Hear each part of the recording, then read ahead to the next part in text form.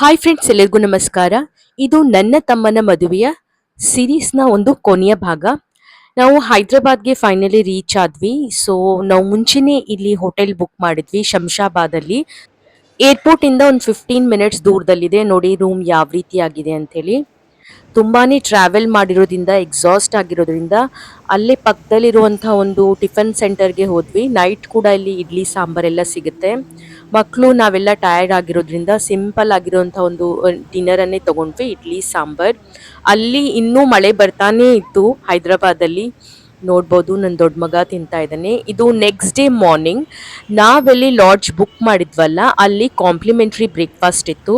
Lodge ಒಂದ್ ಕಡೆ ಇದ್ರೆ ಇನ್ನೊಂದು ರೋಡಲ್ಲಿ ಅಪೋಸಿಟ್ ರೋಡಲ್ಲಿ ಬಂದ್ಬಿಟ್ಟು ಅವರ ಒಂದು ಕಾಂಪ್ಲಿಮೆಂಟ್ರಿ ಬ್ರೇಕ್ಫಾಸ್ಟ್ ಬೂಫೆ ಇತ್ತು. ಅಲ್ಲಿಗೆ ಹೋಗ್ತಾ ಇದೀವಿ ನಾವು.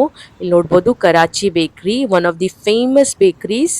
ನೋಡಿ ಹೋಟೆಲ್ ಸ್ಕೈ ಅಂತ ಇದೆಯಲ್ಲ, ಅದು ಸ್ಕೈ ಇಂಟರ್ನ್ಯಾಷನಲ್. ಅವ್ರದ್ದು ತುಂಬಾನೇ ಲೈನ್ ಅಲ್ಲಿ ಹೋಟೆಲ್ಸ್ ಇದೆ. ಎಲ್ಲ ಹೋಟೆಲ್ಸ್ ಅಲ್ಲಿ ಸ್ಟೇ ಮಾಡೋರಿಗೆ ಕಾಂಪ್ಲಿಮೆಂಟ್ರಿ ಬ್ರೇಕ್ಫಾಸ್ಟ್ ಆಗಿ ಇಲ್ಲಿ ಕೊಡ್ತಾ ಇದ್ದಾರೆ. ಬುಫೆ ಇದೆ. ಸೊ ಬುಫೆ ಬ್ರೇಕ್ಫಾಸ್ಟ್ ಈ ರೀತಿಯಾಗಿ ಅವ್ರು ಏನೇನೆಲ್ಲ ಇದೆ ಅಂತ ಹೇಳಿ ಅದು ತೋರಿಸ್ತಾ ಇದ್ದಾರೆ.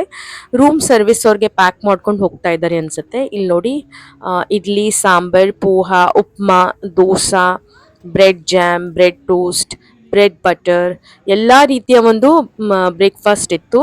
ಸೊ ನಮ್ಗೆ ಏನೇನು ಬೇಕೋ ನಾವು ಅದನ್ನ ತಗೊಳ್ತಾ ಇದ್ದೀವಿ. ನನ್ನ ಮಗನಿಗೆ ಚಾಕೋಸ್, ಕಾರ್ನ್ಫ್ಲೇಕ್ಸ್ ಅದು ಬೇಕಾಗಿತ್ತು. ಸೊ ಅವ್ನು ತಗೊಳ್ತಾ ಇದ್ದಾನೆ.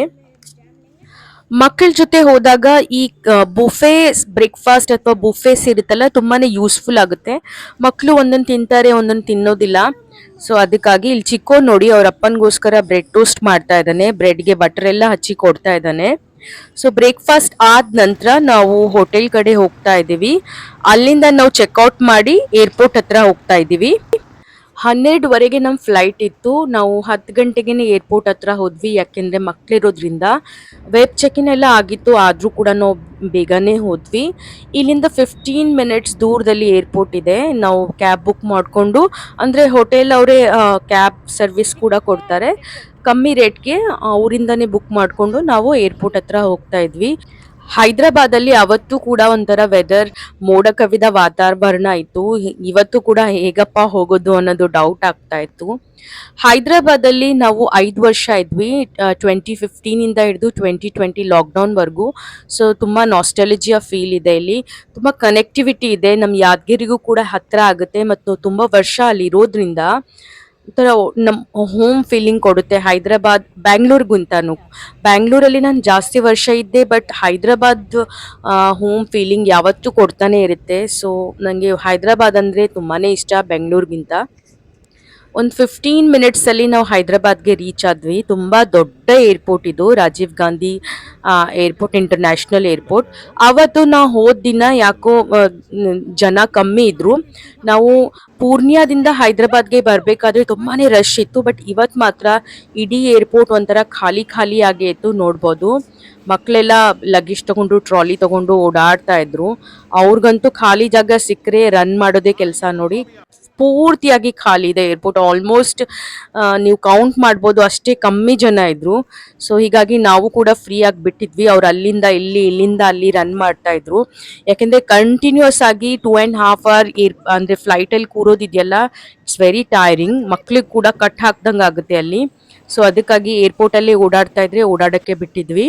ನೋಡಿ ಫಸ್ಟ್ ಟೈಮ್ ನಾವು ಏರ್ಪೋರ್ಟ್ ಅಲ್ಲಿ ಬಗ್ಗಿ ಅಂತ ಸಿಗುತ್ತಲ್ಲ, ಅಂದ್ರೆ ವಯಸ್ಸಾದವ್ರಿಗೆ ಅಥವಾ ಮಕ್ಕಳಿಗೆ, ಪ್ರೆಗ್ನೆಂಟ್ ಲೇಡೀಸ್ಗೆ ಬಗ್ಗಿ ಅಂದ್ರೆ ಒಳಗಡೆನೆ ಸರ್ವಿಸ್ ಇರುತ್ತೆ. ನೋಡಿ ಇದು ಬಗ್ಗಿ ಅಂದ್ರೆ ನಿಮ್ಗೆ ದೂರ ಇದ್ರೆ, ನಿಮ್ಮ ಗೇಟ್ ನಂಬರ್ ದೂರ ಇದ್ರೆ ನೀವು ಈ ಸರ್ವಿಸ್ ಅನ್ನ ಫ್ರೀ ಆಗಿ ತಗೊಳ್ಬಹುದು.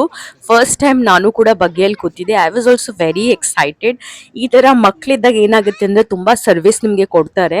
ಮಕ್ಳಿದ್ದಾರೆ ಅಂತೇಳಿ ನೀವು ರೀಸನ್ ಕೊಟ್ಟು, ಚಿಕ್ಕ ಮಕ್ಳಿದ್ದಾರೆ ಆಗಲ್ಲ ಅಂತ ಹೇಳ್ಬಿಟ್ಟು you can take many services. ಅವ್ರು ನೋಡಿ ಎಷ್ಟು ಎಂಜಾಯ್ ಮಾಡ್ತಾ ಇದ್ದಾರೆ ಅಂತ. ನಾನು ಕೂಡ ಸೈಮಲ್ಟೇನಿಯಸ್ಲಿ ತುಂಬಾನೇ ಎಂಜಾಯ್ ಮಾಡಿದೆ. ಫಸ್ಟ್ ಟೈಮ್ ಹೋಗ್ತಾ ಇರೋದು. ನೀವು ಈ ರೀತಿಯಾದಂತಹ ಬಗ್ಗೆ ಚಿಕ್ಕ ಏರ್ಪೋರ್ಟ್ ಅಲ್ಲಿ ಸಿಗೋದಿಲ್ಲ.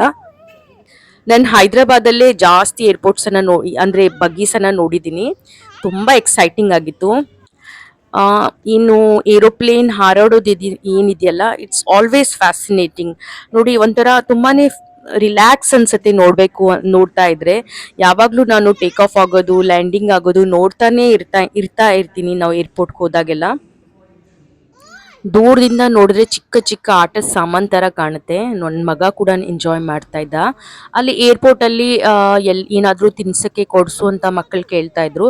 ಇದು ಕುನಾಫಾ ತುಂಬಾನೇ ಟ್ರೆಂಡಿಂಗ್ ಆಗಿದೆಯಲ್ಲ ಎಲ್ಲ ಕಡೆ. ಈ ಕುನಾಫಾ, ಪಿಸ್ತಾ ಕುನಾಫಾ ಅಂತೇಳಿ ತುಂಬಾ ಸಿಕ್ಕಾಪಟ್ಟೆ ವೈರಲ್ ವಿಡಿಯೋಸ್ ಇದೆಯಲ್ಲ, ಅದನ್ನ ನೋಡ್ಬಿಟ್ಟು ನನ್ನ ಮಕ್ಕಳು ಈ ಕುನಾಫಾ ಕೊಡ್ಸು ಅಂತ ಕೇಳ್ತಾ ಇದ್ರು. ಚಾಕ್ಲೇಟ್ ಕುನಾಫಾ, ಏನೇನೋ ವೆರೈಟೀಸ್ ಆಫ್ ಕುನಾಫಾಸ್ ಇತ್ತು. ಸೊ ಅಲ್ಲಿ ಈ ಒಂದು ಕುನಾಫಾ ಮತ್ತು ಇನ್ನೊಂದು ಕುನಾಫಾ ನಾನು ಪರ್ಚೇಸ್ ಮಾಡಿದೆ. ಬರೀ ಒಂದೊಂದು ಪೀಸ್ಗೆ ಅಲ್ಲಿ ₹400, ಎಕ್ಸ್ಟ್ರೀಮ್ಲಿ ಕಾಸ್ಟ್ಲಿ. ಟೇಸ್ಟ್ ಬಂದ್ಬಿಟ್ಟು ತುಂಬಾ ಕೆಟ್ಟದಾಗಿರುತ್ತೆ. ಬಟ್ ಚಿಕ್ಕ ಮಕ್ಳಲ್ವಾ, ಅವ್ರಿಗೆ ಕೊಡ್ಸಿದ್ದಾರೆ ಅನ್ನೋ ಎಕ್ಸೈಟ್ಮೆಂಟ್ಗೆ ತುಂಬಾ ಚೆನ್ನಾಗಿದೆ ಅಂತ ಹೇಳ್ತಾ ಇದ್ರು. ನಾನು ಟೇಸ್ಟ್ ಮಾಡಿ ನೋಡಿದೆ, ತುಂಬಾ ಕೆಟ್ಟದಾಗಿತ್ತು.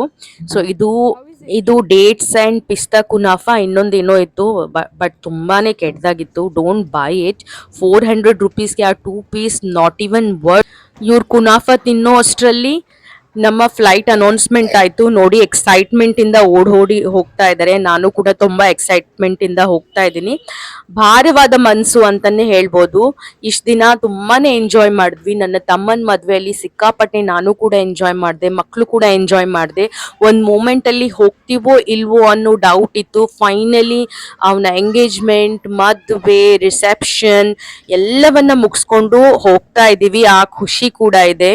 ಅಷ್ಟೇ ಅಲ್ಲದೆ ನನ್ನಿಬ್ರು ಮಕ್ಕಳ ಹುಟ್ಟಿ ಕಿಣ್ಣಿ ಕೂಡ ಪ್ರೋಗ್ರಾಮ್ ಆಯ್ತು. ಅದು ಕೂಡ ತುಂಬಾನೇ ಖುಷಿ ಇದೆ. It's a very special moment for us as a parents. ಯಾಕೆಂದ್ರೆ ಮತ್ತೆ ಯಾವಾಗ ಬರ್ತಿದ್ವೋ ಇಲ್ವೋ, ಏಜ್ ಕೂಡ ಆಗೋಗ್ತಾ ಇತ್ತು. ನನ್ನ ಮಗ ಈಗ ದೊಡ್ಡವನು 8 ಇಯರ್ಸ್ ಇದ್ದಾನೆ.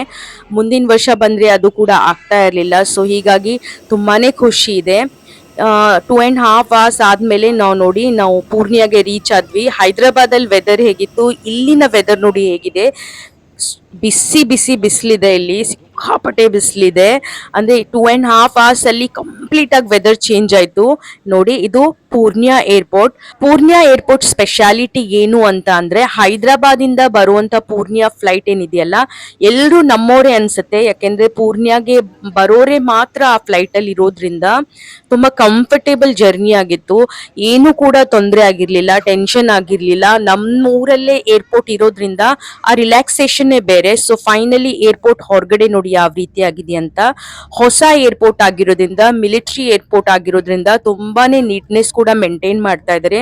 ಇದೊಂದು ಮೇಜರ್ ಅಡ್ವಾಂಟೇಜ್ ನಮ್ಗೆ. ಯಾಕೆಂದ್ರೆ ಮನೆಯಿಂದ ಬರೀ 10 ನಿಮಿಷ ದೂರದಲ್ಲಿ ಪೂರ್ಣಿಯಾ ಏರ್ಪೋರ್ಟ್ ಇದೆ. ಸೊ ಹೀಗಾಗಿ travelling has become extremely easy for us ಅಂತಾನೆ ಹೇಳ್ಬೋದು. ಸೊ ನಿಮ್ಗೆ ಈ ಸೀರೀಸ್ ಇಷ್ಟ ಆದ್ರೆ do like, share and subscribe to my channel. Thank you for watching. Bye, take care.